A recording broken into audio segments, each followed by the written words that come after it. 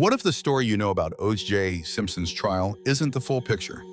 In '94, the world watched as O.J. Simpson, a beloved football star and actor, stood trial for the murders of his ex-wife, Nicole Brown Simpson, and her friend Ron Goldman.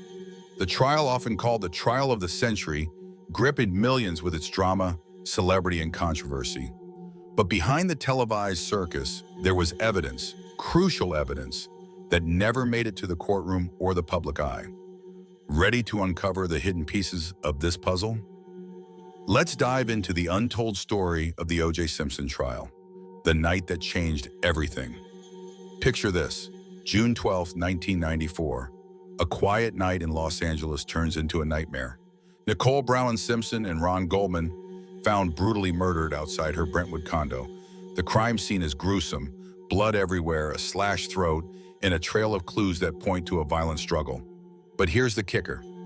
O.J. Simpson, Nicole's ex-husband, quickly becomes the prime suspect. Why?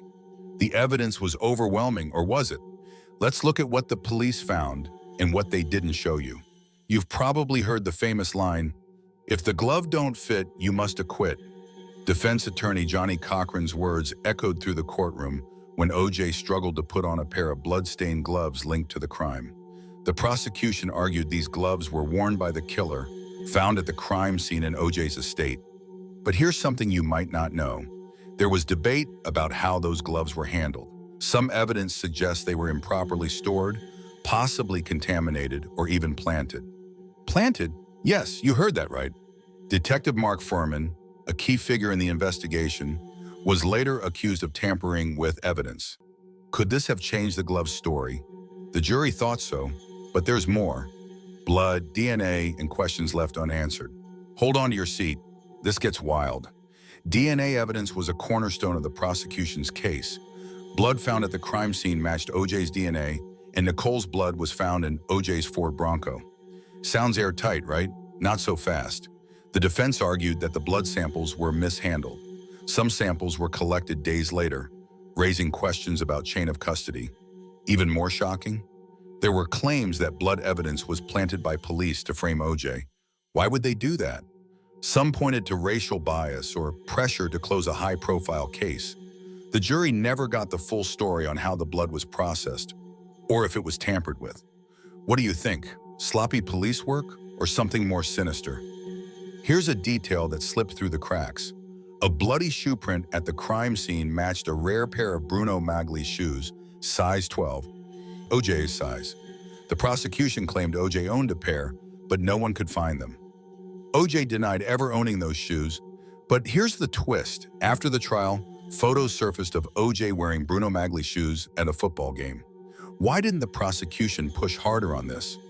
Some say they didn't have the photos during the trial, but others argue they missed a golden opportunity. Imagine if the jury had seen those pictures. Would it have changed the verdict? The Bronco chase.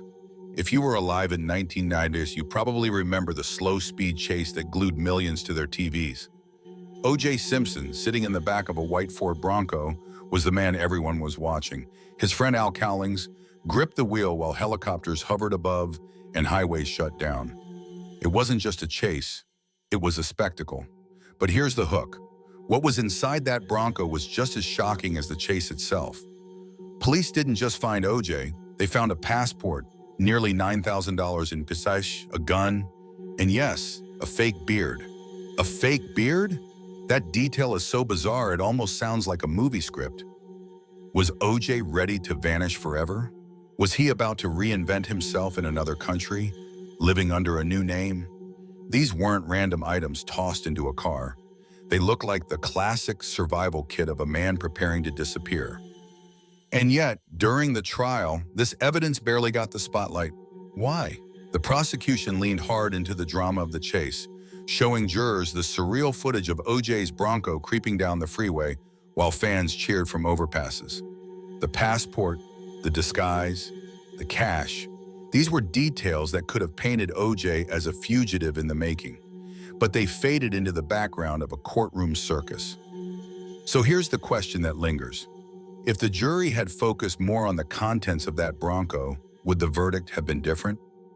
The timeline that didn't add up. Let's talk timing, because This is where things get murky. The prosecution claimed O.J. had a tight window to commit the murders, drive home, and clean up before his limo driver arrived to take him to the airport. But here's the catch. The timeline was so tight, it seemed almost impossible.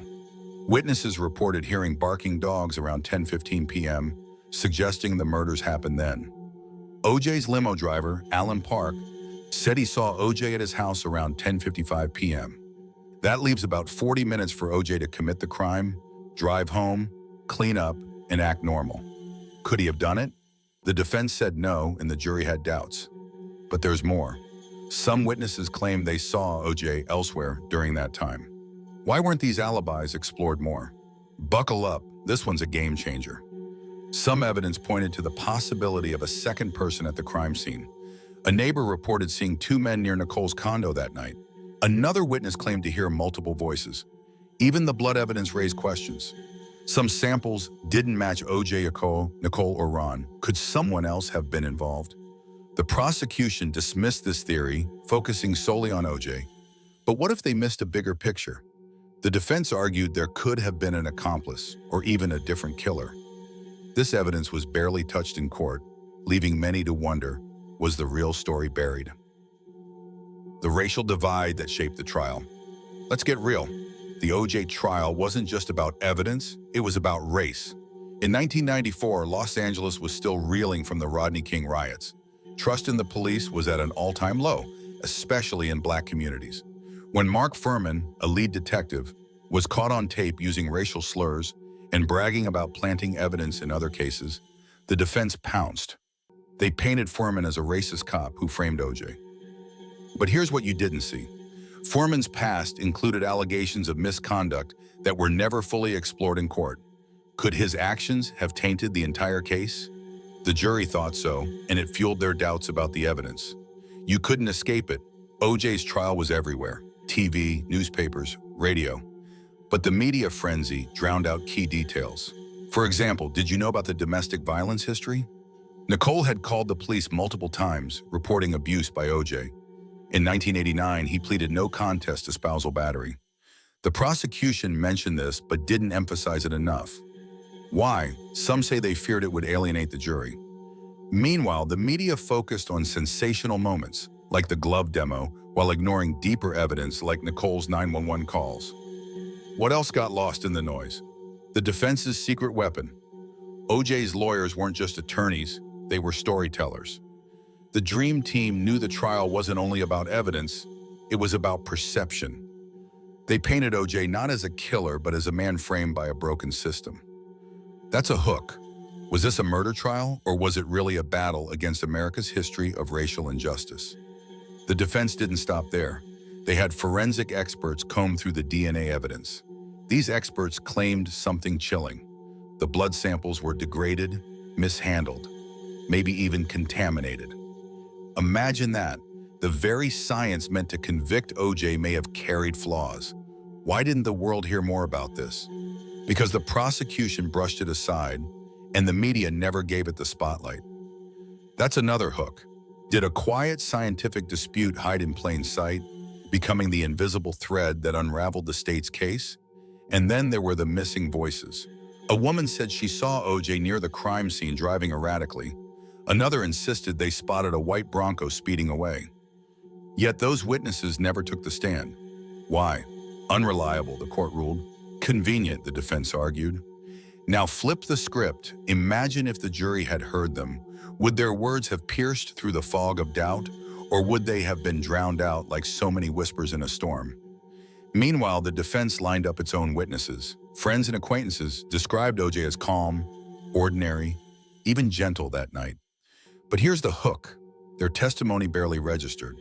Overshadowed by the spectacle, their words slipped into the background. What if those quiet accounts had been amplified? Would America still call this the trial of the century? Or would it have been just another conviction? Every overlooked detail, every unheard voice becomes a hook into the mystery.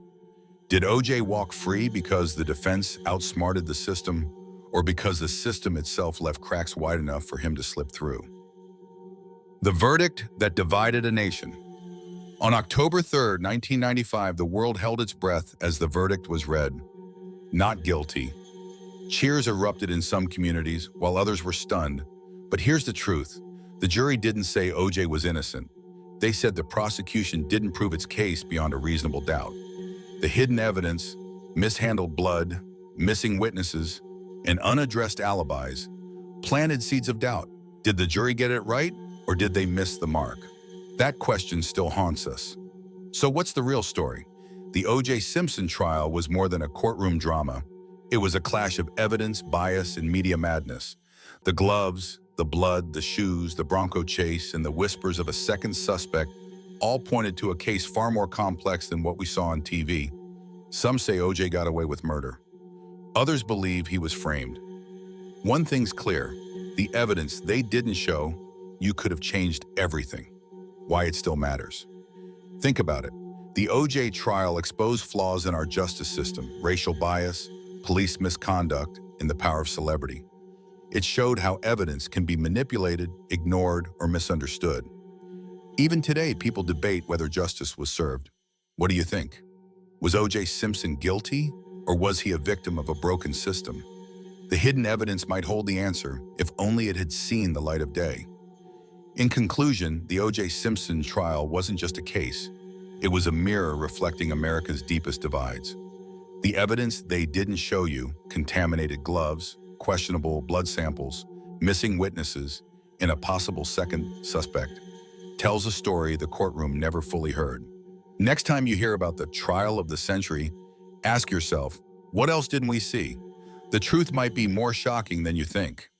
Enjoyed this video? Tap the bell, share your thoughts in the comments, and thanks for watching.